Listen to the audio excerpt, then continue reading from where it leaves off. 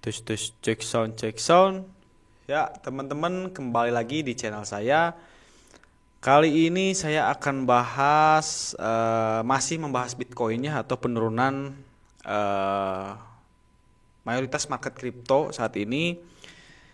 Di tengah kemarin sempat terjadi atau sudah melewati event FOMC ya atau penyesuaian suku bunga. Nah, jadi ada anomali sebetulnya teman-teman ketika suku bunga itu diturunkan atau disesuaikan ya. Dan ya sesuai expect sebetulnya penurunan suku bunga, namun kenapa market crypto ini masih turun ya, bahkan bisa dikatakan down ya untuk market altcoin. Karena penurunan minggu ini cukup dalam teman-teman, di sekitar ya mungkin rata-rata bisa 20 sampai 30% ya. Jadi ya, kali ini saya akan bahas lengkap ya indikasi atau sebab-sebab kenapa market crypto turun gitu ya. Jadi saksikan terus atau pantau terus teman-teman di video ini. Oke.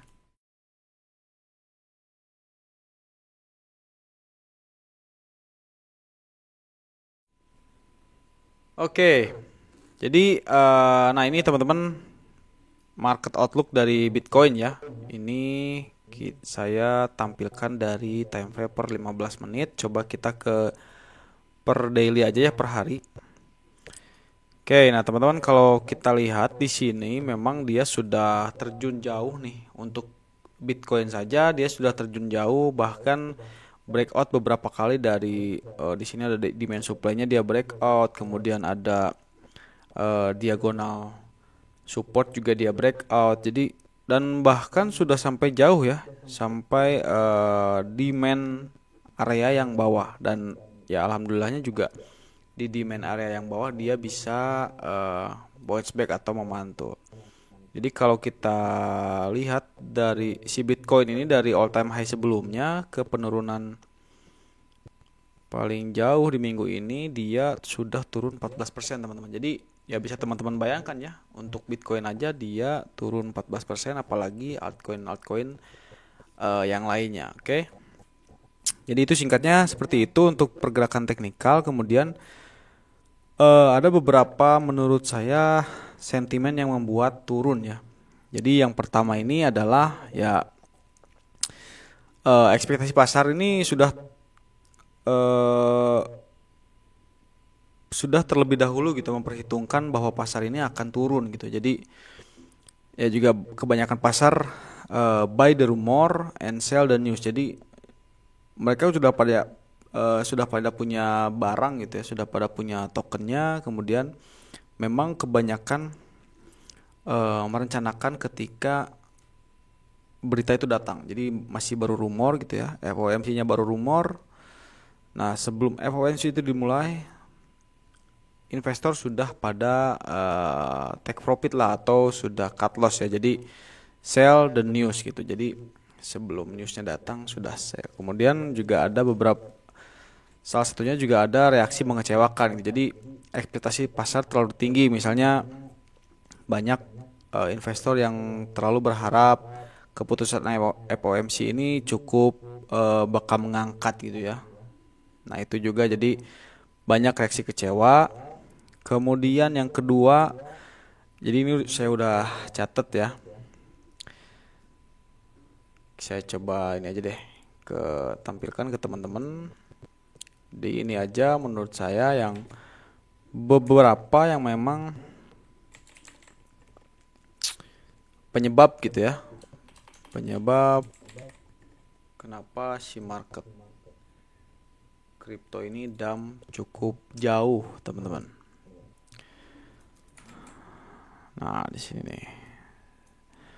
Nah, kedua tadi yang pertama kan apa tadi pertama tuh ekspektasinya sudah melebihi gitu ya. Ekspektasi pasar sudah melebihi. Kemudian yang kedua ada korelasi dengan risiko makroekonomi lainnya. Jadi penurunan suku bunga sering dikaitkan dengan pelemahan ekonomi.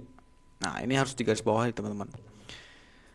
Sehingga investor mungkin menafsirkan keputusan FOMC sebagai tanda ekonomi sedang melambat lebih cepat dari perkiraan. Nah, Jika ada kekhawatiran resesi, investor mungkin lebih memilih aset yang dianggap lebih aman, seperti emas atau obligasi dibanding kripto yang cenderung volatil. Jadi kadang saya juga kemarin beranggapan memang ketika suku bunga itu turun,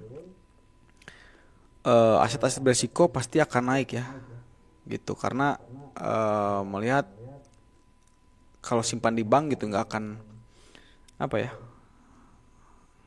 kecil lah gitu bunganya. Jadi, makanya bakalan pindah ke aset berisiko. Ternyata tidak juga teman-teman. Ada juga beberapa ya, menurut makroekonomi penurunan suku bunga malahan gitu ya, dianggap sebagai penurunan atau pelemahan ekonomi. Jadi boro-boro invest ke kripto yang ada takut gitu. Jadi lebih memilih mungkin disimpannya ke emas atau obligasi gitu, karena ya takutlah kripto itu lebih volatil kan. Oke, kemudian yang ketiga ini ada penguatan dolar nih. Jadi penurunan suku bunga juga terkadang bisa menyebabkan pelemahan dolar Amerika Serikat yang biasanya positif bagi kripto. Namun jika setelah keputusan ini investor masih melihat dolar sebagai tempat yang aman, nah, dolar bisa menguat. Nah, penguatan dolar secara historis sering berkorelasi negatif dengan kripto. Oh, gitu juga teman-teman. Jadi ya itu penyebabnya. Sekarang kan dolar lagi nguat nih terhadap rupiah aja, jadi 16.300 sekarang, kalau nggak salah 16.300. Jadi itu bisa jadi penyebab. Kemudian yang keempat ada regulasi atau sentimen negatif di dunia kripto. Nah, juga masih banyak nih sentimen negatif. Meskipun Trump sudah terpilih, tapi sentimen negatif terhadap kripto itu masih banyak. Bahkan bukan hanya di Amerika gitu ya. Kayak di Asia juga masih banyak, kayak Cina gitu-gitu ya. Kemudian yang kelima, ternyata ini juga saya baru tahu teman-teman. Jadi pengaruh pasar derivatif juga bisa berdampak nih. Jadi kayak banyak orang yang main futures atau margin trading, terus mereka loss gede gitu. Itu juga akan mempercepat penurunan atau menjadi sentimen negatif lah gitu, untuk pasar kripto. Nah, kemudian yang terakhir menurut saya ini yang memang sedang kita hadapi bareng-bareng nih. Rotasi aset oleh investor institusional, sorry. Jadi sekarang kayak misalkan BlackRock, terus apa lagi ya, Fidelity, yang kayak gitu udah investor yang duitnya gede lah, itu sudah masuk teman-teman. Nah, ini juga sering dilihat sebagai aset berisiko tinggi kan. Nah, jadi investor institusional memutuskan untuk mengalihkan portofolio mereka ke aset yang lebih stabil seperti saham atau obligasi. Jadi setelah pengumuman FOMC biasanya uang yang lebih gede itu dipindahkan gitu ya oleh institusional. Nah, jadi menyebabkan ya balik lagi kriptonya down gitu ya. Nah, kemudian teman-teman, ketika ini sudah terjadi, apa yang bisa dilakukan gitu ya. Nah, itu pertanyaan selanjutnya berarti kan. Nah, saya juga sudah bikin gitu ya 3 apa sih yang harus kita lakukan gitu untuk memahami penurunan ini lebih mendalam. Nah, di sini pertama ya, ini ke satu. Jadi lakukan analisa data pasar teman-teman. Jadi perhatikan pergerakan dolar juga, pasar saham dan emas untuk melihat apakah ada korelasi. Jadi FOMC itu kita juga harus melihat korelasinya. Pergerakan dolarnya gimana, sahamnya gimana juga, kemudian emasnya gimana juga gitu ya. Baru kita bisa mengkorelasikannya dengan kripto. Kemudian yang kedua, nah di sini lihat juga, jadi yang tadi ya, yang banyak yang terlikuidasi di pasar futures itu juga bakalan menjadi sentimen. Makanya teman-teman harus lihat likuidasi kripto.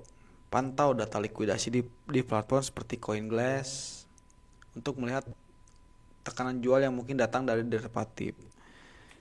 Kemudian yang terakhir, nah ini cek berita regulasi. Jadi ya cek aja, sebetulnya juga bukan hanya regulasi ya. Apapun yang menjadi berita kripto kita harus selalu update, harus selalu up to date. Jadi teman-teman bisa conviction juga gitu ketika nanti taruh posisi di pasar modal atau di pasar kripto. Nah, gitu aja, itu mungkin beberapa ya sebab gitu, atau beberapa penyebab lah kenapa kripto seminggu ini terjadi penurunan yang drastis, sementara atau padahal FOMC sudah diselenggarakan dan memang suku bunganya sesuai expect. Nah, itulah. Jadi ada beberapa ya, ada 5 tadi. Oke, gitu aja paling video kali ini ya. Ya, sampai jumpa di video selanjutnya paling teman-teman. Terima kasih udah subscribe ya. Jangan lupa juga di subscribe dan juga ya komen. Aduh, kikuk banget ya hari ini. Oke, gitu aja deh. Oke, sampai jumpa di video selanjutnya. Terima kasih.